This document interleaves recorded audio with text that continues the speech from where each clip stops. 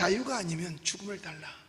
이 말은 1775년 미국 독립혁명의 지도자 버지니아 주지사였던 패드릭 헨리가 외친 말입니다. 당시는 이 미국이 영국 식민지 하에 있을 때입니다. 식민지라도 아마 전혀 자유가 없었던 것은 아니었을 것입니다. 그러나 그들에게 인간이 지녀야 될 본질적 자유와 주권은 이미 상실되었다고 볼 수 있는 것입니다. 그래서 당시 의회의 그 의견들은 영국에 계속 굴복하고 이대로 살자 하는 그런 쪽으로, 왜? 밥 먹고 살만 하니까 다 기울어져 있었어요. 그러나 패트릭 헨리는 그들과의 생각이 달랐습니다. 어쩌면 지금 우리와도 비슷할 거예요.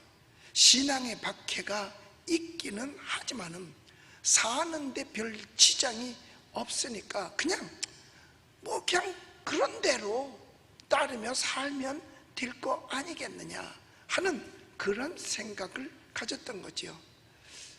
저같이 미련해서 타협할 줄 모르고 신앙의 자유, 예배의 자유를 지키기 위해서 정말 고통과 위험을 무릅쓰고 그냥 저항하는 사람도 있는 것입니다.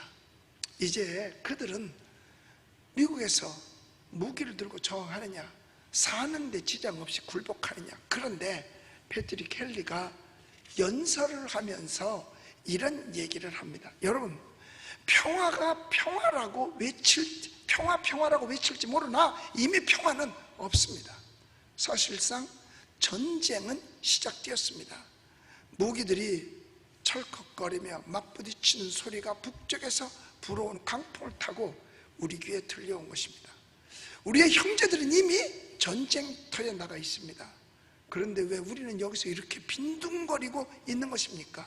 쇠사슬과 노예제도라는 대가를 내어줄 만큼 목숨이 그렇게 소중하며 그렇게도 달콤하단 말입니까? 다른 사람들이 어떤 길을 택할지 저는 알 수 없습니다만은, 그러나 나에게는 자유가 아니면 죽음을 주십시오, 이 한마디가 미국을 독립시키며 오늘 자유민주주의의 미국이 된 거라고 생각을 합니다. 오늘 우리는 이 대한민국의 현실을 보면서 우리에게도 이런 명연설가 패트릭 헨리 같은 사람이 나타나서 정말 자기의 목숨을 자유의 제물로 내놓으면서 자유가 아니면 죽음을 달라고 외칠 수 있는 사람이 그렇게도 없을까요? 현재 이 정권을 소위 문재인 정부라고 말합니다. 저는 이런 이름을 넣는 것이 마땅치 않다라고 생각합니다. 이름을 불러주니까 문재인 정부 하니까 국가가 자기 것처럼 느껴지는가 봐요. 왜냐? 문재인의 정부니까 자기 거라는 얘기죠. 그러다 보니까 국민이 볼 때에 자기는 프레지던트, 즉 국민의 심부름꾼이 아니고 더 킹이 된 거 아니겠는가? 옛날에 국가가 임금의 것인 것처럼 말입니다. 북한이 그렇잖아요. 북한은 김정은의 것이지 않습니까? 우리나라는 분명히 삼권 분립이 되어 있어요. 입법, 사법, 행정이 뚜렷이 서로 견제하면서 나라를 지탱하는 것인데, 현재 입법기관인 국회도 그렇고 사법기관인 법원도 그렇고 또 이 기관 정부도 임금이 한 손에 지금 다 쥐고 있는 것입니다. 이럴수록에 국민의 자유는 점점 박탈당하게 되는 것입니다. 이조 때는 그러니까 약 90% 이상이 노비였다라고 말하지 않습니까? 우리 민족은 과거 36년 동안이나 일제의 식민지 통치하에서 자유를 빼앗겼던 적이 있습니다. 글쎄요, 안타까운 것은 뭐냐? 자유를 빼앗겼다고 느낀 사람들이 그 당시에 얼마나 됐겠느냐라는 것입니다. 조선시대보다는 더 낫다라는 사람들도 많이 있었거든요. 왜?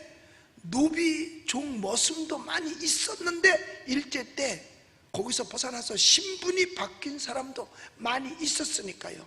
그래도 그 중에서 깨인 사람들이, 특히 교회 가서 선교사님들한테 말씀 듣고 목사님한테 말씀 들었던 사람들이 앞장서서 숨어가면서 독립운동을 하였고, 자유를 갈망하며 자유를 위해 목숨 던진 사람들이 많았음을 부인할 수 없습니다.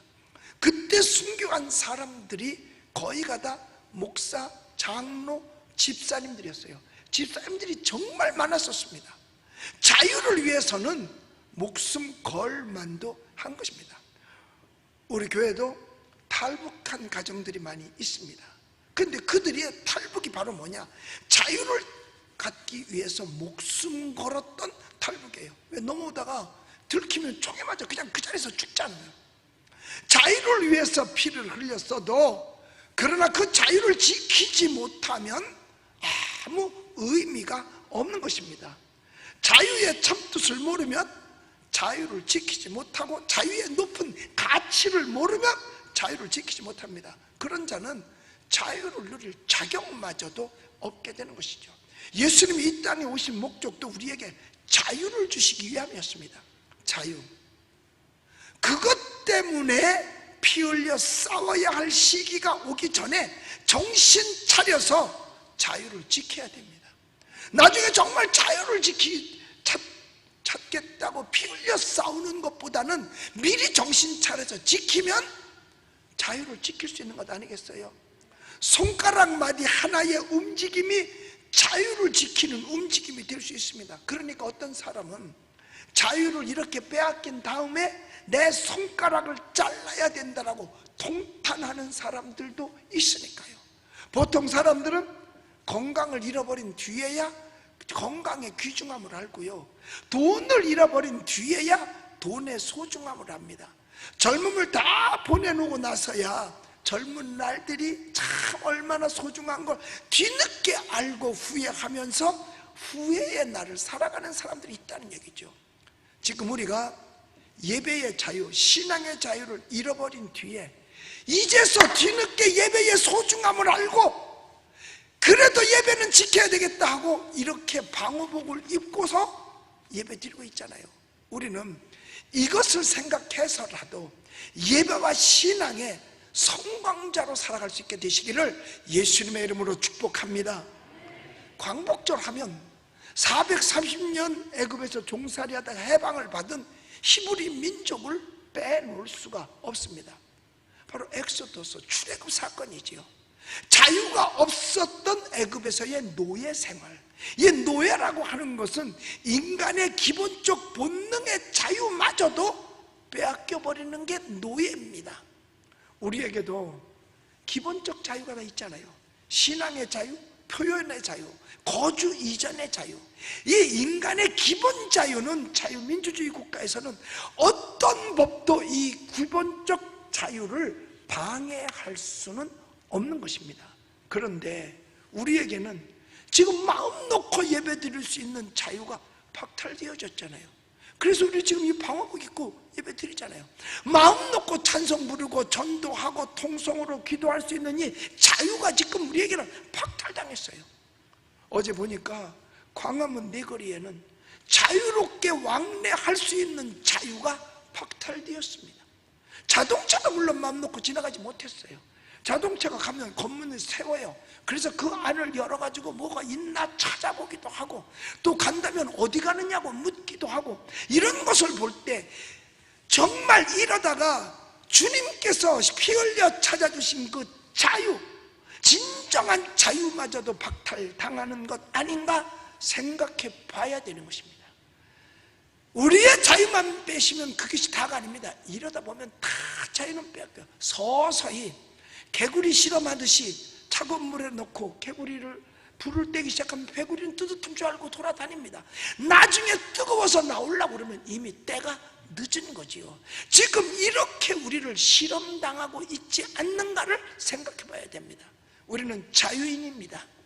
자유인으로서 오늘의 삶을 살아가야 합니다. 자유는 지키는 자만 누릴 수 있는 것입니다. 그러기에 지켜야 합니다. 오늘 본문에 그리스도께서 우리로 자유케 하시라고 자유를 주셨으니 그러므로 굳세게 서서 다시는 종의 멍에를 매지 말라라고 말씀했어요. 이 말씀을 우리는 명심해야 됩니다.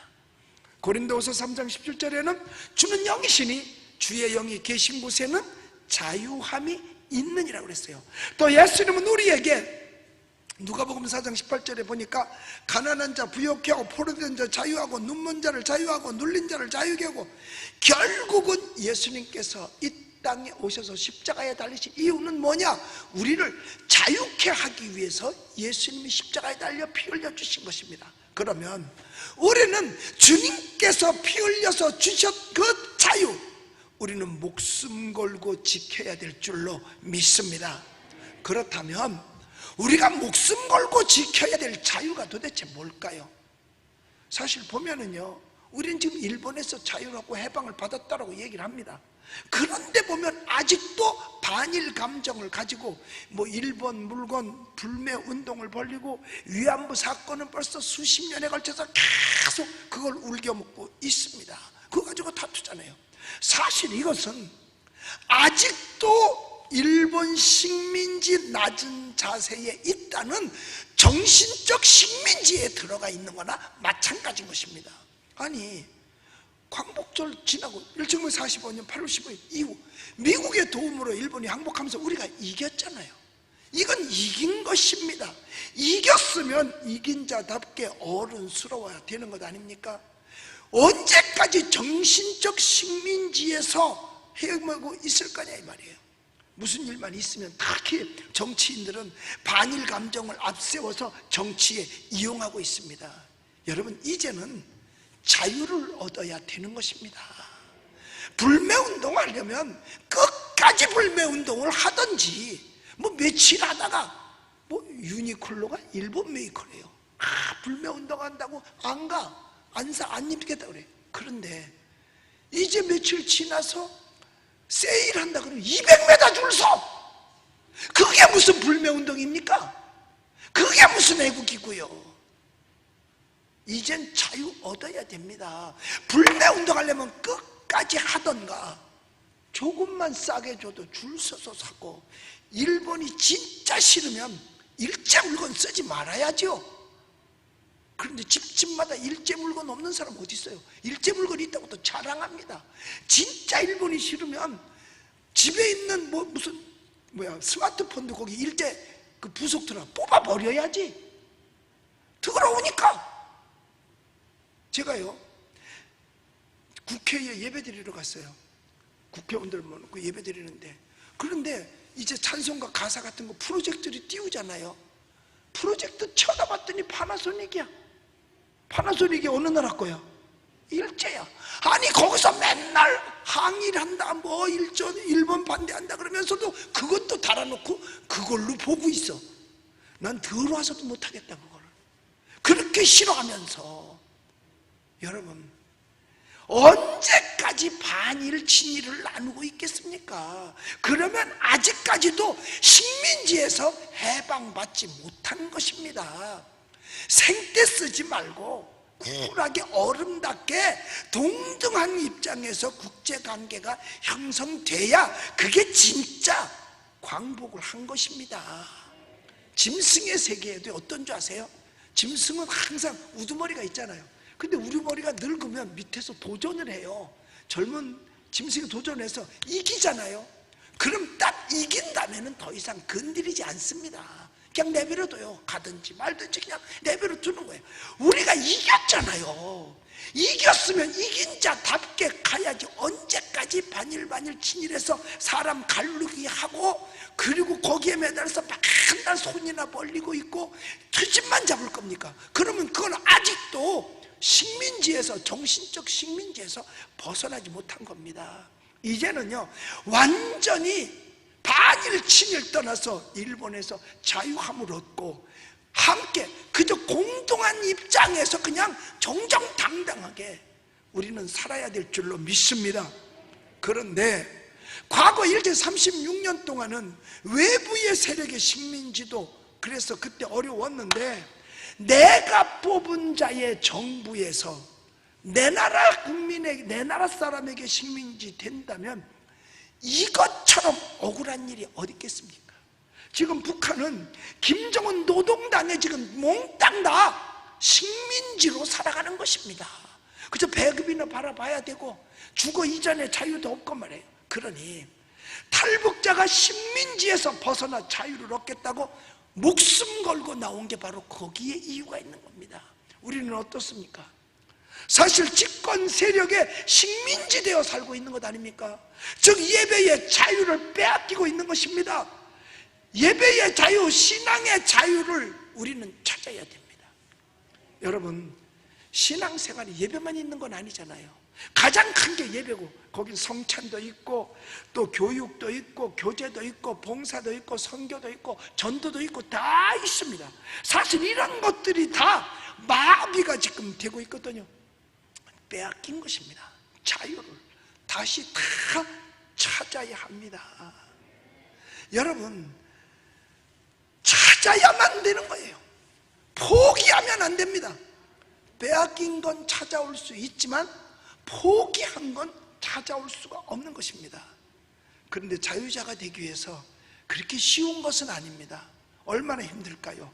노력하고 최선을 다해야 됩니다. 그래서요, 예배의 자유를 찾기 위해서도 뭘 해야 되느냐? 결단이 필요한 거예요. 아까 3부 예배에는요, 저 경상도 영주에서 세 식구가 왔어요. 영주에서. 영주로 꽤 멀거든요. 제가 옛날에 포항에서 군대 생활할 때 이제 서울을 오려면 영주까지 가서 영주에서 군용열차를 타고 청량리까지 왔어요.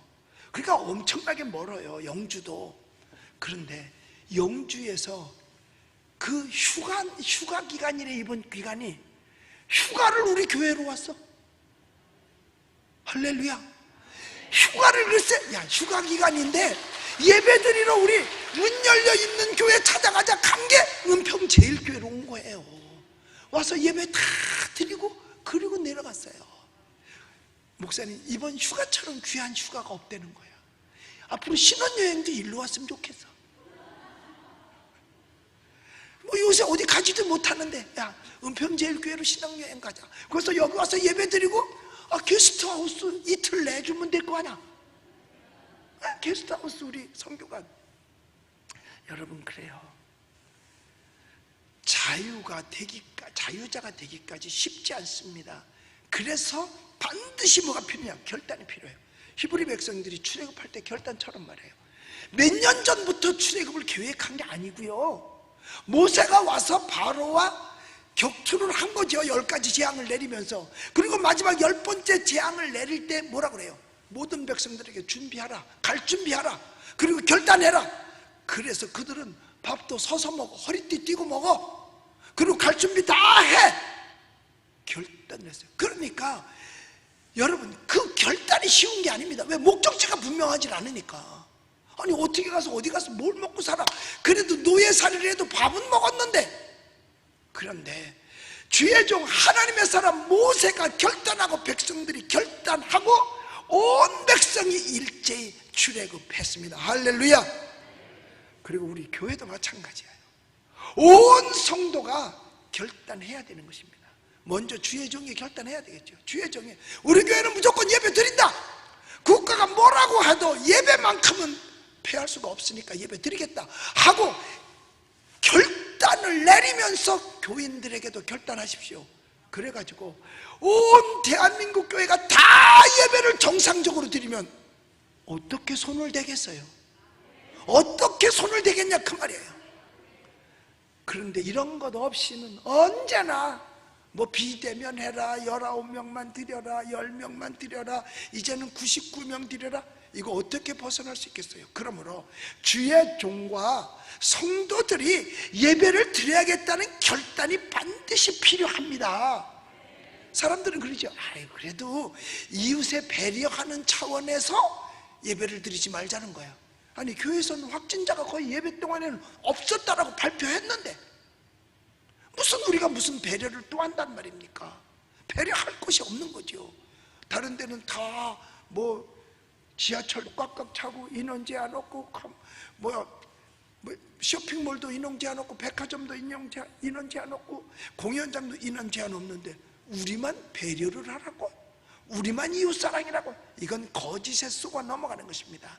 대한민국 전국 교회가 함께 결단을 하고 정말 다 나와서 예배 드린다면 여러분 반드시 신앙의 자유 찾게 될 줄로 믿습니다. 하나님은 예배하는 자를 찾으신다고 그랬잖아요. 예배의 자유, 신앙의 자유를 찾으면 모든 자유를 다 찾을 수 있습니다. 그런데 예배의 자유를 빼앗기면 모든 자유가 다 뺏기는 겁니다. 북한에서 무엇이 없어요? 예배의 자유가 없죠. 신앙의 자유가 없죠. 성경책만 집에 보관하고 있어도 영창 가거나 죽거나 합니다. 신앙의 자유 뺏기니까 모든 자유 다 뺏기는 거예요. 짐승처럼 그냥 하루하루 살아가는 것 외에는 아무것도 없습니다. 여러분, 지금 우리가 이 세상 살면서 자유하다라고 생각하십니까? 그것은 진정한 자유의 참맛을 모르기 때문인 거예요. 그리고 우리는 이와 같은 신앙과 예배에서 자유뿐만 아니라 죄와 사망에서도 자유자가 되어야 됩니다. 모든 자유는 목숨을 걸고 지키는 것입니다. 성경은 우리에게 말했겠어요. 악인의 길을 쫓지 말고 죄인의 길에 서지 말고 오만한 자의 자리에 앉지 말라고 했어요. 이건 다 죄의 길은, 죄값은 뭐예요? 사망이니까. 여러분, 그런데 이것도 쉽게 지켜지는 것이 아닙니다. 악인의 길에 빠지지 않고 죄인의 길에 서지 않고 오만한 자리에 앉겠다고 하는 것도 사실 어떻게 보면 목숨 걸고 지켜야 되는 거예요. 마귀는 우리를 도둑질하고 지키고 멸망시키라고 하는 거잖아요. 그러니까 정권의 시장도 이 죄인의 길, 악인의 꾀를 쫓아감으로 말미암아 결국은 망한 거 아니겠어요? 사망에 이르렀잖아요. 근데 쾌락을 쫓아서 살면 결국은 사망에 이르게 되는 겁니다. 그 사망은 육신의 생명만의 사망을 가리키는 건 아닙니다. 영생이라면 하나님과 영원히 함께 있는 것이고, 사망이라면 하나님으로부터 영원히 분리되는 것을 말합니다. 그것이 어디겠어요? 지옥이죠.